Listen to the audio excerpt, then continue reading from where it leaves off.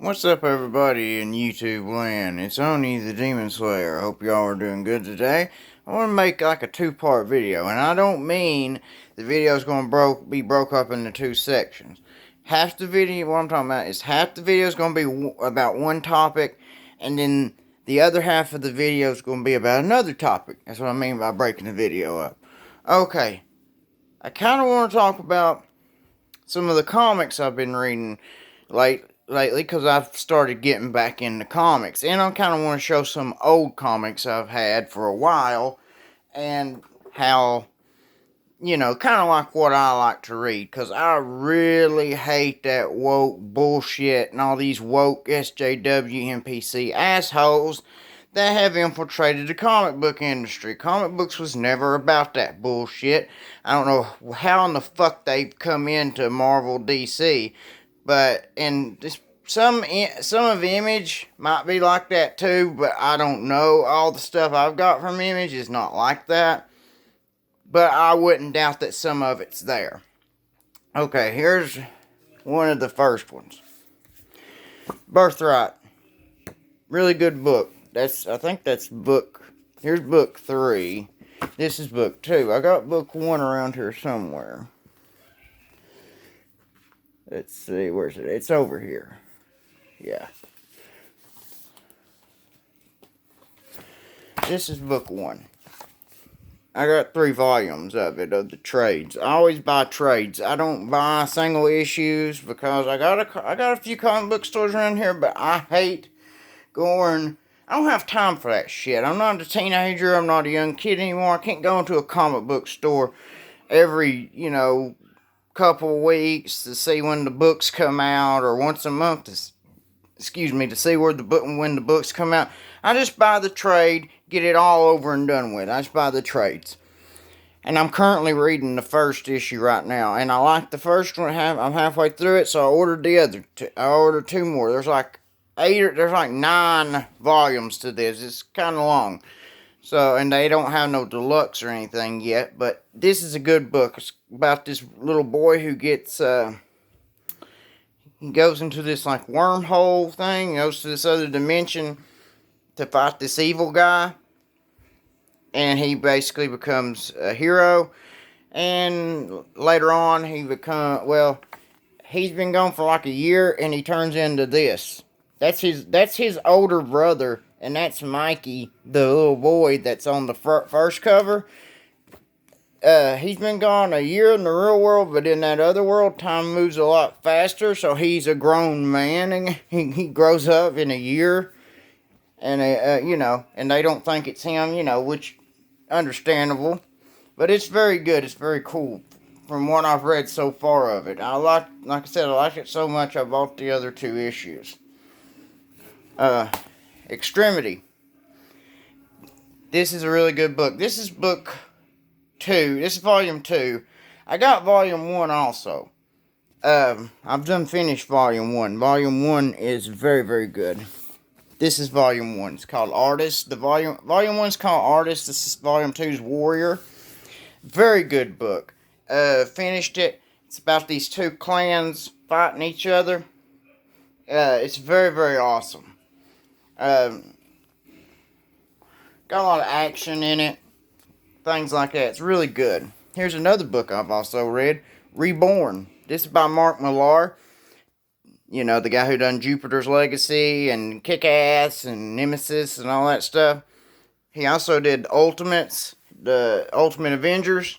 He's the one who wrote the Captain America thing where Captain America says, "What do you think the A on my head stands for? France." Like, because the guy's asking Cap if he wants to surrender. He says, "Surrender. What do you think this A on my head stands for? France." That was a pretty badass line. He's a pretty cool dude. Mark Millar. This is book good. This is a really good book. This is about this woman dies, and you kind of get reincarnated into the. Well, it's not. I don't think it's reincarnated, because you're born. Like, when you get reborn into this world, some people come back as little kids. Some people come back as full-grown adults. Some people are born into this world and you don't have a mother or anything either. You just appear in this world. It's kind of like the afterlife. and but you get brought in different ages. She gets brought back at like 25, but some people get brought back as little kids. Some people get brought back as really old people, like kind of like what the age they was when they died. It's crazy. It don't, but it's a cool crazy. It's a real good book. I recommend it. Here's another cool one. The Rim. It's kind of like they are. That dude's a badass right here. But it's kind of like a world where, like, it's in like a regular world. So he's got like a pistol and he's got a sword and it's got like some kind of weird technology, but there's like magical creatures in there too. And it's like a mix of sci-fi and fantasy. It's really cool though. I haven't read much of it. I've only read a little bit, but from what I've read of it, it's really cool and it's very interesting. This is a book, Murder Falcon. The guy, Daniel Warren Johnson, he's the guy who wrote Extremity. And he also did Wonder Woman Dead Earth, which I've got it. I got Wonder Woman Dead Earth digitally. That's the only DC book I've bought. Like I said, I don't like DC or Marvel that much anymore because of their woke bullshit. Murder Falcon's awesome. This guy, Jake, he's a metalhead, and when he jams out to his guitar, there's like these big, huge monsters that come to destroy stuff. And Jake rocks out. He starts rocking out to his guitar, he's a big metalhead rocking out. And boom, Murder Falcon. He summons Murder Falcon with his guitar. Murder Falcon proceeds to fuck up all the monsters and kick their ass. This is the Scumbag, Rick Remender. I don't like Remender's politics. He's not, I don't think he's a crazy... He's kind of like a liberal, and he's not, I don't think he's very progressive. I don't know, I don't keep up with his politics, but his books are not like that. Excuse me, he don't have a whole lot of bullshit politics in his books that much. He don't have crazy bullshit politics in his book like a lot of these stupid bitches do in comics. A lot of these stupid fuckers in comics do, like the crazy bitches and the stupid dudes that are in there. This book's called Cocaine Finger. It's basically about this biker dude that's a drug addict and everything. He basically becomes like a super badass dude. He shoots up this formula he gets, and it makes him a badass. Because he thinks it's like heroin or something. I don't know where he gets it. I think there's like these two people. I haven't read it yet. I've just skimmed through it. But it looks pretty cool. And the premise is kind of cool. It's a screwed up drug addict biker becomes a hero. Why not try it? It's weird. That seems pretty cool. This is another Rick Remender book. Seven to Eternity. The God of Whispers. Looks pretty cool. It's a fantasy. It's like a sci-fi fantasy kind of thing. It's more fantasy than sci-fi, but it looks really cool. So I was like, why not try it? Rick Remender's stories are really cool. Saga. This is the compendium. Because I was like, if you can get stuff in a compendium, you might as well get it, because it is huge. Look how huge this book is. This book is huge. I bet this book's got like 1,000 pages in it. It collects Saga issues 1 through 54. See, that's a lot of books. And it's not that much. It was like $30, I think, on Amazon. So that's pretty good for a compendium. Saga's a pretty cool science fiction story. It's got a lot of cool stuff in it. Battle Chasers. Awesome fantasy story. It's very cool. I haven't read it, but they got a game too. And the game's really awesome. I need to read some more of these books. I have not got into a lot of them yet, but they look pretty cool and the stories seem pretty cool. So, it looks pretty cool. Chronicles of Hate. This is pretty badass. This does not have a lot of words in it. It's mostly pictures tell the story in this one. It does have some writing, but not much. The art's pretty badass. Like, it's all black and white. It's really brutal. Very, very brutal, very cool.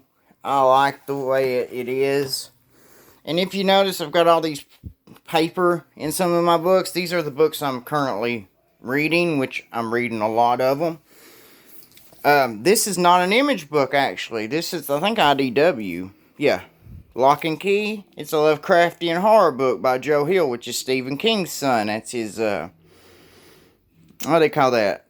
Name, like a false name they write under a pseudonym or something like that. I can't remember what they call that, but that's what he goes by, Joe Hill. But it's Stephen King's son, and it's pretty good so far from what I've read of it. It's pretty dark.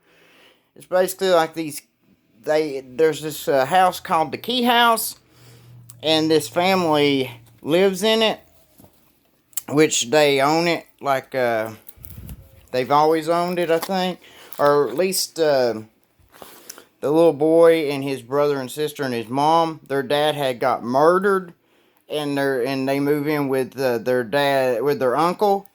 He lives there too. And but the uncles, basically the dad's family have owned that house, and I don't know how long I don't know how many generations it goes back, but basically somebody made these little keys like that open these dimensional doors to other places. One door, like this little boy, he finds like a black key, and when you open that door, it'll kind of like kill you for us. Your soul leaves your body, and you can fly around like a ghost and see everything. Like I said, I haven't read too much of it yet. I've read a little bit of it. It's pretty cool from what I've read of it. Some of these books are books I'm going to start reading. Here's another Rick Remender book, Black Science. Seems pretty cool. It's like they go into different dimensions. They built this machine to go to different worlds, and basically it gets broken. So they're all the time jumping from dimension to dimension, trying to find parts to fix it to get back home. I think basically that's what it's about. I know they jump from dimension to dimension, and I know they built a machine, but I can't remember if it's tore up because I haven't read it yet. I just read like a summary of it. But it looks pretty cool. That's a book I kind of want to read soon. Here's another, I think, Lovecraftian horror book, Gideon Falls. It's supposed to be like kind of like a Lovecraft horror story too. I haven't read it yet. I've just read a little bit of it, like a couple of pages. But it looks pretty cool, and it seemed pretty cool, so I figured I'd get that too. Here's another Rick Remender book that looks cool, Low. They're basically in an underwater, they're in an underwater base kind of thing, and they're basically trying to survive it. So, I mean, like I said, I haven't read it yet. It just looked cool, and I thought I'd get it. Isola, Isoloa, I think they say it, Isoloa. Looks pretty cool. That tiger is actually a queen who got enchanted. She got cursed, actually, and her guard over here is leading her on a quest to break the curse. So that's pretty much what that book's about. There's more stuff that happens in it, I'm sure. I haven't read it yet, but it looked pretty cool, so I bought it. Some of these books were cheap, so that's why I got them, because they look cool, and they don't think they got a lot of that woke bullshit in them, so I got them. Here's a couple of books. These books go together. Tokyo Ghost. This book is awesome. Everybody in this world, that dude's Led Dent. He's addicted to technology. His girlfriend, I think her name's Debbie Decay. She's not addicted to technology. They all have implants in their bodies. Debbie doesn't have any. She don't have no implants, so she can't see the television signal and all that shit in her head. They're addicted to technology, basically, though. And he's a badass dude. He's got implants in him that makes him have more adrenaline and, hormones pumped through him, so it makes him stronger and bigger sometimes. And he goes fucking sick house on people's asses. He got that badass motorcycle. He take a lot of damage, and he doesn't feel much pain. Because, he can hit basically, Debbie's got a bracelet that can control his adrenaline and things like that, so it makes him where he don't feel no pain. She can turn his pain receptors off, too. That's pretty badass, which makes him go insane with rage, though.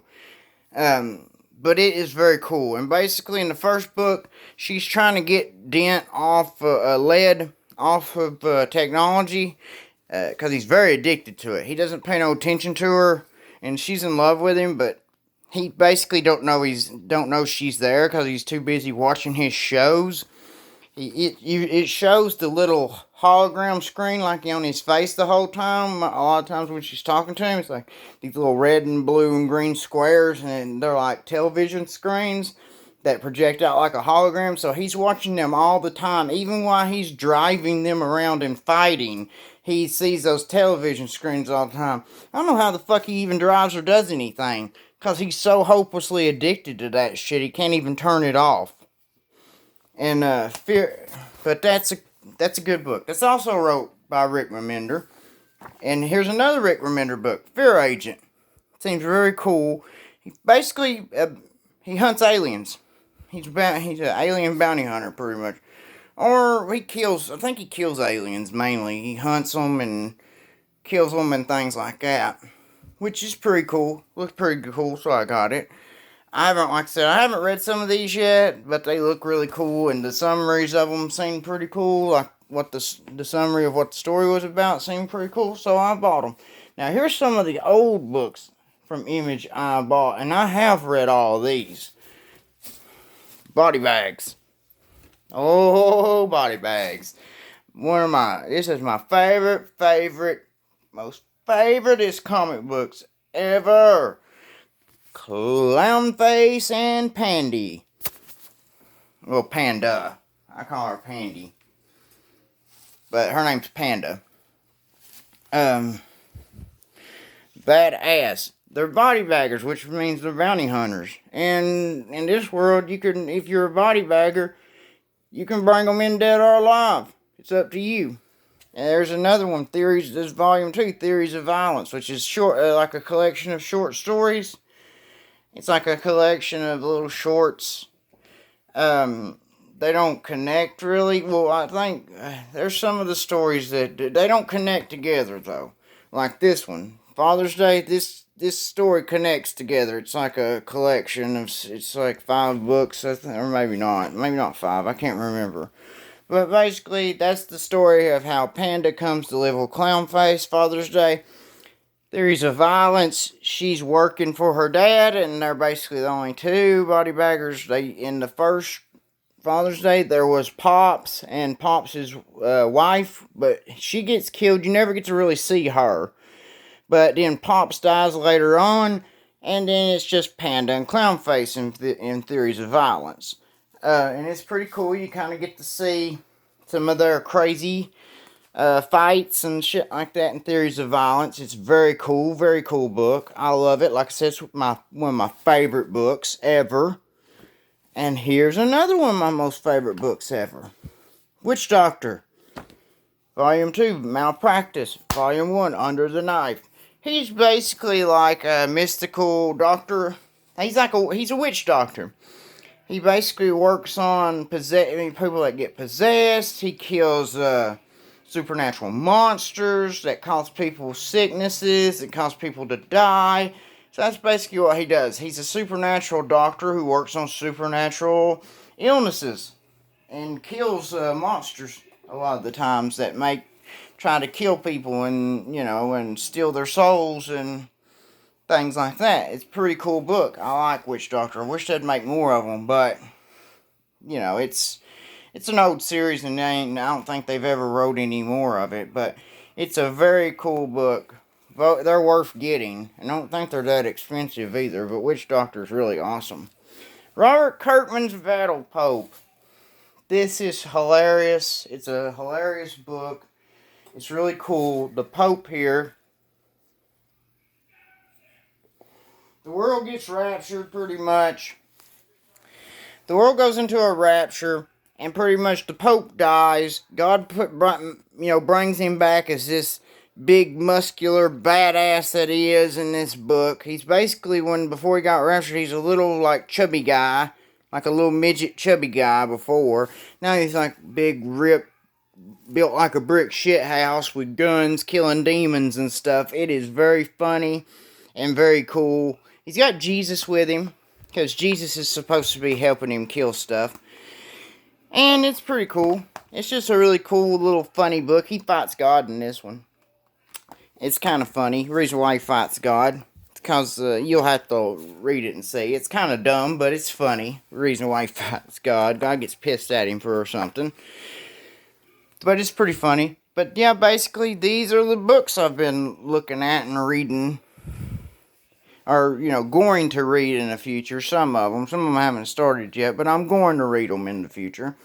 Just stuff kind of like, if you're looking for any kind of comics to look at, if you're tired of the woke bull crap and you want something to actually read comic-wise that ain't woke bullshit, maybe look for some Image books, because these are basically all Image. All these are Image, except for that one IDW book. The rest of them are all Image. And most of the Image books are not that expensive. I think this Black Science book was like $9, and it's a pretty thick book. It's got 1 through 6, the collection of Black Science 1 through 6, which is pretty good for a trade. Birthright's kind of thin, and it's I think it's like $12, which I think that's a little bit expensive for like a 3 or 4 page book. That only collects 4 comics, I think.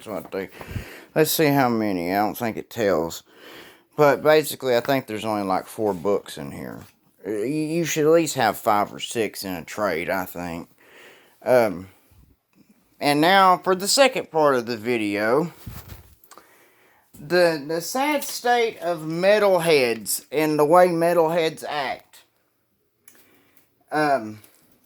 I've been a metalhead since I was a young boy. Well, since I was about like 8 or 9 years old, and I used to flip on MTV and see the heavy metal videos, because on the weekends I'd stay up late at night because I didn't have to go to school, and my grandma was in bed one night and I was down there by myself, and I clipped on MTV and Headbangers Ball was on, and ever since then I've been hooked on heavy metal.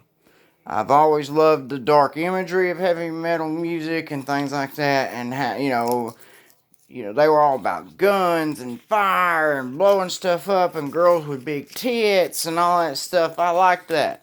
I always thought that was awesome. A lot of these newer metalheads and these newer bands are pussies. They are very pussy-ish and pussified people. They are not. Metal's about being free, having freedom. Just like that dude, the lead singer from Power Trip, which he's dead now, but he was sitting there on this interview talking about how bad Trump was, and they're supposed to be from Texas, and he's talking about how liberal Texas is. Texas is not very liberal. Liberal, like progressives, he said, well, he's talking about Democrats. All this progressive Democrat shit. That is not freedom. That's enslavement. I don't see how you can think being a progressive Democrat is liberty. That is not liberty. It's enslavement, what they want. Looking at everybody by their race and saying, you're oppressing these people because you're white. Just because you're a certain skin color. No one seems to have a problem with that. And this is like very anti-metal. A lot of these fans are very pussified, and they are very bitchy and stupid. They don't know what metal is. They're not real metal fans, first of all. And a lot of these bands, these pussy bands, are not real metalheads, and they're not real metal bands. They might play metal, but they ain't got the metal attitude. They're not real metal people. They're posers. Just like that Mike guy from Bonsai Pop, the channel Bonsai Pop. He acts like he's a punk rocker, and he's got all these piercings and shit in his fucking face. But he's a pussy. He acts like he's punk, but he's very progressive and all that bunch of bullshit. And that's not punk. Punk is like, I'm gonna do what I want to do, and you're not gonna fucking tell me what to do. That's punk rock. It's not, I'm going to identify with these pronouns, and I'm going to do this, and And if you don't like it and you don't love and accept me, you're a big ant and you're a bitch and I hate you and I want you to die. That's kind of how these progressives act.